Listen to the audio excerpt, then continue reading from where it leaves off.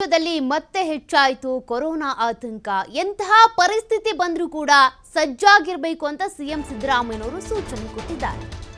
ಅದೆಂತದ್ದೇ ಪರಿಸ್ಥಿತಿ ಬರಲಿ, ಎಷ್ಟೇ ಕೇಸಸ್ಗಳು ಹೆಚ್ಚಾಗಲಿ, ಅದನ್ನ ನಿರ್ವಹಣೆ ಮಾಡುವಂತ ಕೆಪಾಸಿಟಿ ಆರೋಗ್ಯ ಇಲಾಖೆಗೆ ಇರಬೇಕು ಅಂತ. ವೆಂಟಿಲೇಟರ್, ಆಕ್ಸಿಜನ್, ಔಷಧಿಗಳ ಸಿದ್ಧತೆಗೆ ಅಲರ್ಟ್ ಆಗಿರಬೇಕು. ಕೊರೋನಾ ಕಡಿವಾಣಕ್ಕೆ ಮತ್ತೆ ಲಸಿಕೆ ಕೊಡ್ತಾರಾ? ಕೋವಿಡ್ ಉಲ್ಬಣ ಹಿನ್ನೆಲೆ ಮತ್ತೆ ಶುರು ಆಯಿತು ಲಸಿಕೆಯ ಬಗ್ಗೆ ಚರ್ಚೆ. ನಿನ್ನೆ ಟಾಸ್ಕ್ ಫೋರ್ಸ್ ಮೀಟಿಂಗ್ನಲ್ಲಿ ಸಿಎಂ ಸಿದ್ದರಾಮಯ್ಯನವರು ಇದೇ ವಿಚಾರ ಪ್ರಸ್ತಾಪ ಮಾಡಿದ್ದಾರೆ. ಲಸಿಕೆಯ ಲಭ್ಯತೆ ಬಗ್ಗೆ ಪರಿಶೀಲನೆ ಮಾಡ್ತಾ ಇದೆ ರಾಜ್ಯ ಸರ್ಕಾರ.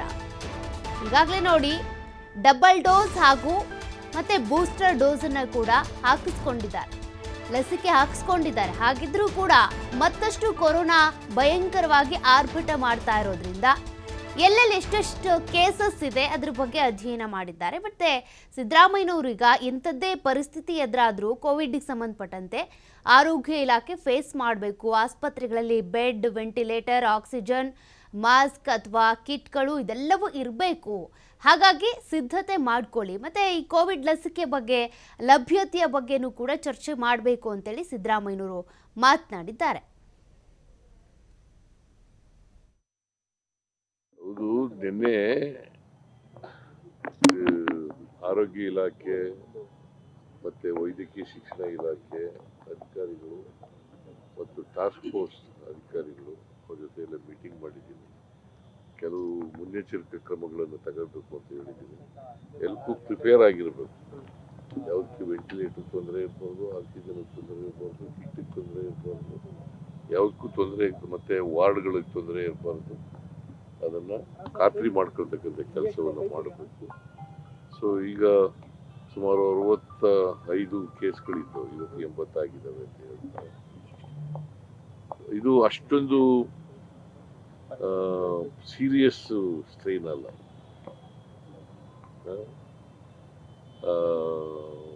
ಬಟ್ ಆದರೂ ಮುನ್ನೆಚ್ಚರಿಕೆಯಿಂದ ಇರಬೇಕಾಗ್ತದೆ. ಮತ್ತು ಮಕ್ಕಳಿಗೆ ಇನ್ನೊಂದು ಹೇಳಿದ್ದೀವಿ, ಯಾರಿಗೆ ನೆಗಡಿ ಬರ್ತದೆ, ಕೆಮ್ಮು ಬರ್ತದೆ, ಜ್ವರ ಬರ್ತದೆ, ಅವ್ರು ಯಾರು ಶಾಲೆಗೆ ಕಳಿಸ್ಬೇಡಿ ಅಂತ. ಮತ್ತು ವಯಸ್ಸಾದವ್ರು ಇದ್ದಾರಲ್ಲ, ಮಲ್ಟಿ ಆರ್ಗನ್ ಫೇಲ್ ಆಗಿರೋರು, ವಯಸ್ಸಾಗಿರೋರು, ಬೇರೆ ಬೇರೆ ಕಾಯಿಲೆಗಳು ತುತ್ತಾಗಿರ್ತಕ್ಕಂಥವ್ರು, ಅವರು ಮಾಸ್ಕನ್ನು ಧರಿಸ್ತಕ್ಕಂಥದ್ದು ಅತ್ಯಂತ ಅಗತ್ಯ. ನೀವು ಕೂಡ ಮಾಸ್ಕ್ ಧರಿಸಿ.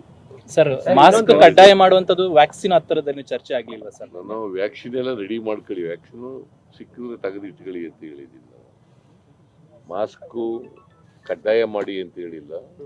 ಯಾರಿಗೆ ವಯಸ್ಸಾಗಿರೋರಿದ್ದಾರೆ, ಯಾರು ಕಾಯಿಲೆಗಳಿಂದ ನರಳ್ತಾ ಇದ್ದಾರೆ, ಯಾರು ಕಿಡ್ನಿ ಡಿಸೀಸ್ಗಳು ನರಳ್ತಾ ಇದ್ದಾರೆ, ಹಾರ್ಟ್ ಡಿಸೀಸ್ಗಳಿಂದ ನರಳ್ತಾ ಇದ್ದಾರೆ, ಅಂಥವರೆಲ್ಲ ಹಾಕಳಿ. ಸರ್, ವಿದೇಶ ಪ್ರಯಾಣ ಮಾಡಿದವರು ಅವರು ಸ್ವಲ್ಪ ನಿಗಾ ಇಡಬೇಕು ಅಂತ.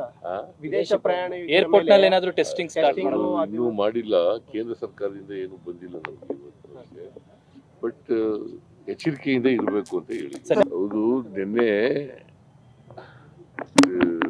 ಆರೋಗ್ಯ ಇಲಾಖೆ ಮತ್ತು ವೈದ್ಯಕೀಯ ಶಿಕ್ಷಣ ಇಲಾಖೆ ಅಧಿಕಾರಿಗಳು ಮತ್ತು ಟಾಸ್ಕ್ ಫೋರ್ಸ್ ಅಧಿಕಾರಿಗಳು ಅವ್ರ ಜೊತೆಯೆಲ್ಲ ಮೀಟಿಂಗ್ ಮಾಡಿದ್ದೀನಿ.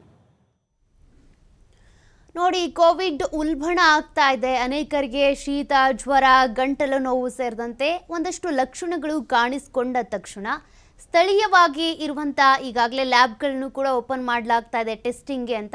ಸ್ಥಳೀಯ ಆಸ್ಪತ್ರೆಗಳಲ್ಲೂ ಕೂಡ ಕೋವಿಡ್ ಟೆಸ್ಟನ್ನು ಮಾಡಿಸ್ಬೋದು. ಮತ್ತು ಕೆಲವರು ಟ್ರಾವೆಲ್ ಹಿಸ್ಟರಿ ಇರುತ್ತೆ, ಎಲ್ಲೆಲ್ಲೋ ಹೋಗಿ ಬಂದಿರ್ತೀರಾ, ಹಾಗೇನಾದರೂ ನಿಮಗೆ ಕೋವಿಡ್ ಸೋಂಕು ತಗುಲಿರಬಹುದು ಅನ್ನುವಂಥ ಅನುಮಾನಗಳಿದ್ರೆ ಕೋವಿಡ್ ಟೆಸ್ಟನ್ನು ಮಾಡಿಸಿ ಅನ್ನುವಂಥ ಸೂಚನೆಯನ್ನು ಕೂಡ ಸಿದ್ದರಾಮಯ್ಯನವರು ಕೊಟ್ಟಿದ್ದಾರೆ.